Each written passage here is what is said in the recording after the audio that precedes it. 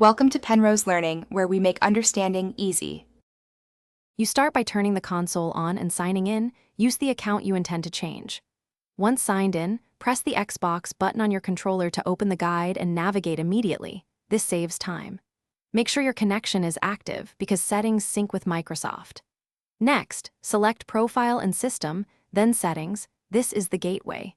You do this now so you can access privacy controls without extra steps and to ensure changes apply across devices. Once done, go to Settings, choose Account, and open Privacy and Online Safety. You will see the Xbox Privacy Summary. Pick Xbox Privacy to get presets that govern communication and visibility. Make sure to select View Details and Customize so you can change each control. Use the menus to switch categories like Communication and Multiplayer, Game Content, and App Privacy.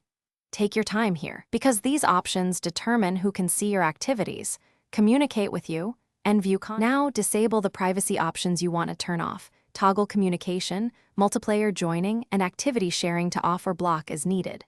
Once finished, choose Submit or Save, then restart the console to ensure settings propagate. If the account is managed by a parent or family group, you may be blocked from changing some controls, so check Family. Microsoft.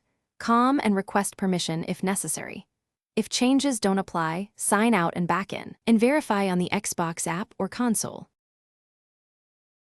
Thanks for watching. If this was helpful, leave a like and consider subscribing. See you next time.